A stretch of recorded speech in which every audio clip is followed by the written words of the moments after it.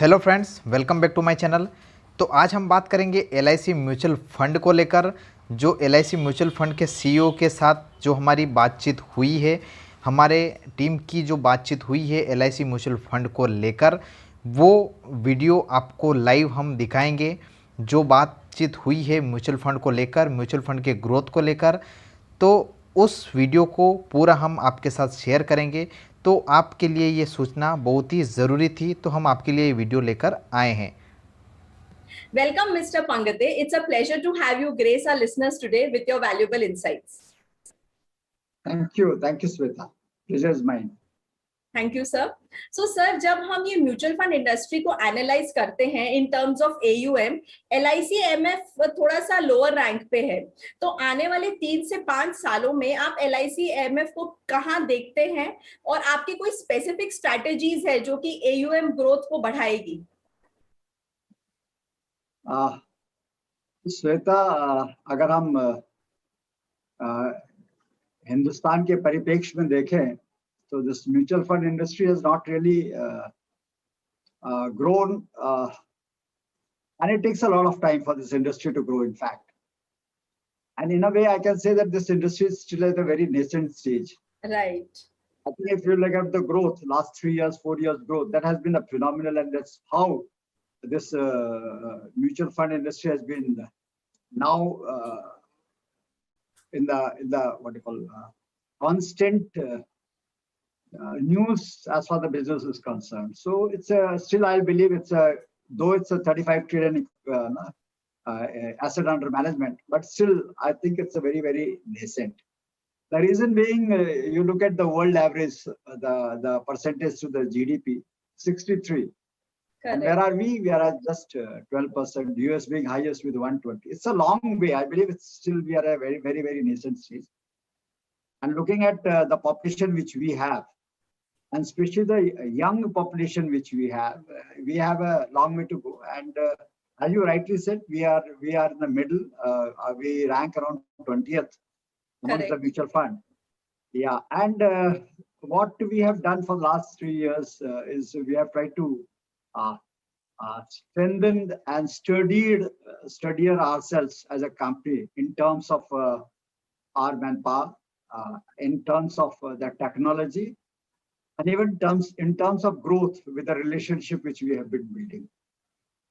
And I believe that we have been working to a right appropriate mix of the volume as well as the value part. And we believe both in organic growth and inorganic growth. And we would like to have a right mix of the products. You know, we were especially known for a debt for a long time. Correct. Very long time, we are especially known for debt. So we are trying to have a right mix of both to build a scale as well as be profitable. So next 3 to 5 years, we shall grow, should be somewhere in the league of top 15, and thereafter we should be a part of top 10. This is my belief and wish. Right, sir. So on the return side, how are the various schemes of LIC MF faring on the equities? And as you said, you are more focused towards debt. And any particular investment strategies you would like to share with our viewers with LIC, MF equities team has adopted to shore up the returns to be in the top quartile? Yeah, Sweta, as industry doesn't allow us to comment on the performance due to the compliance policy. Correct. To understand how we are doing or how our funds are performing, you need to look at the fact sheets. And in terms of investment policies, we have this investment philosophy of both a top-bottom approach as well as bottom-up approach. And we always look at the governance, which are very, very important, the management quality and the business sustainability to really have a risk-adjusted returns for our portfolios.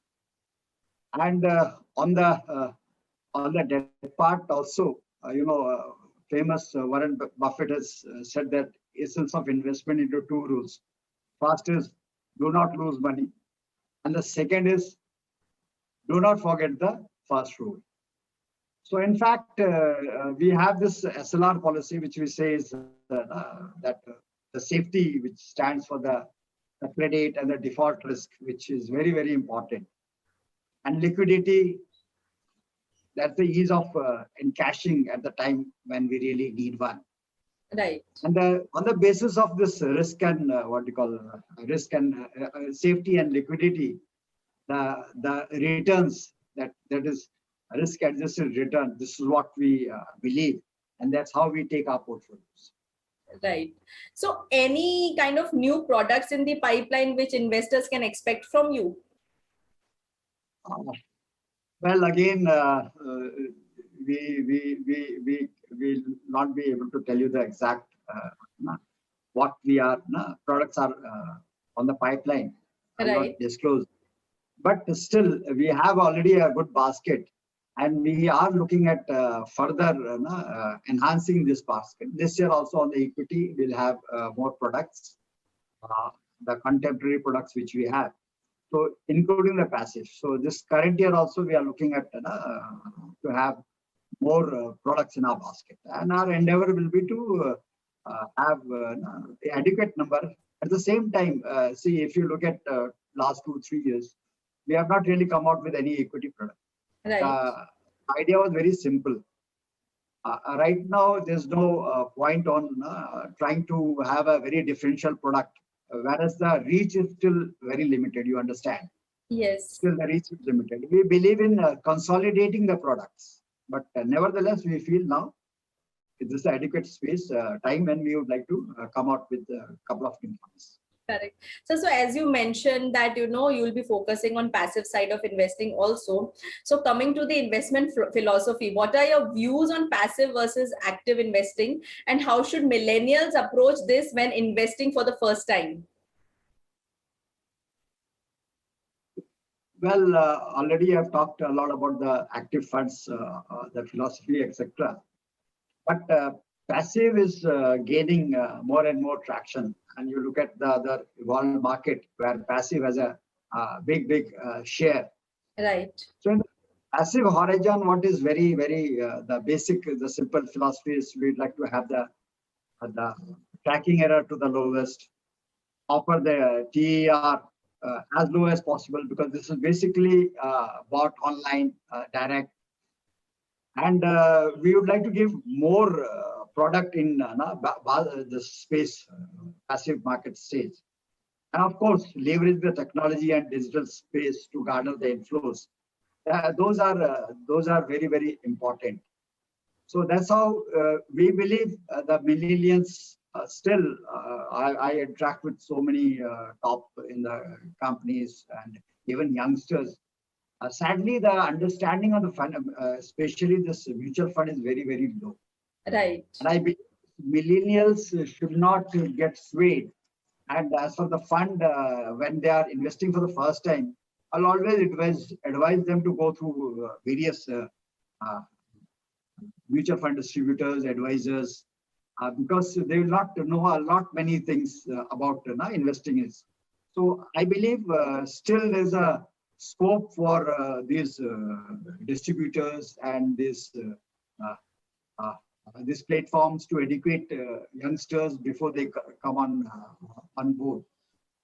So we keep on engaging with these MFDs and others so that we impart more knowledge to them, so that they competently educate the client, the customers. And of course, we would like to have a more dynamic portal for ourselves. And seize those who are knowledgeable should be able to get the product,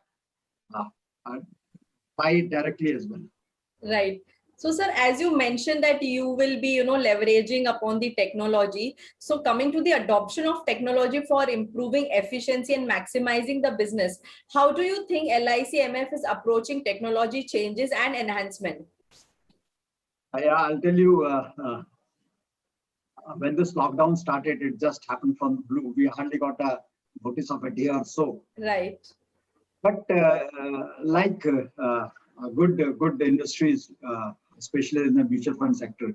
We were seamlessly into this, what do you call, the new age. Since technologically we had upgraded ourselves. So it was quite seamless with very few challenges, and we adapted to this new world, the new working environment which we have. And we have strengthened over the period of time. And I believe going further, because today you look at the way pandemic has made us to use this technology, so there's no looking back. Right. Once this pandemic is over, I'm sure the digital will still continue to gain a lot of share, and this is going to be a major differentiating factor as well. So we are looking to ensure that to integrate all our operations to smoothen onboarding of this new investors, new clients. We would like to have a faster servicing to investors and enable them for this ease of doing this transactions. And over the last years, we have really hiked up the spending which we are doing on the technological front. Right. The investors better. And of course, as I told you, that we are offering support to our distributors as well, and on this technology platform, so that we have a long-term healthy growth. And our aim is to use this tech to have an edge, so to onboard the new customers, to give the service to our customers, to maintain relationship with the distributors, and exchange knowledge with the channel partners. So these are all fronts at which we are working, and Right. my team is pretty solid and pretty good, time and tested, and I'm sure as a company will come up very well in the coming days. Wish you all the best, sir, for this. Hope to see LIC MF in the top 10, as you mentioned. So thank you very much, Mr. Pangate, for taking the time out and sharing your views with us. We thank you for being on our platform. Hello friends, तो आपने इस video के अंदर सुना है दिनेश पेनगेटे जी को, जो कि सीईओ है LIC म्यूचुअल फंड के। तो उन्होंने म्यूचुअल फंड के बारे में काफ़ी अच्छा एक्सप्लेन किया है, काफ़ी अच्छा बताया है। आने वाले टाइम में LIC म्यूचुअल फंड काफ़ी अच्छा ग्रोथ करने वाला है। तो अगर आपको हमारा वीडियो अच्छा लगा हो तो वीडियो को लाइक करना, शेयर करना, चैनल को सब्सक्राइब करना, पास ही में घंटी के आइकन को भी प्रेस कर देना, ताकि आने वाली कोई भी वीडियो आपको सबसे पहले मिले और आपको उससे वैल्यूबल नॉलेज मिले। तो मिलते हैं नेक्स्ट वीडियो में नेक्स्ट अपडेट के साथ। तब तक के लिए बाय बाय।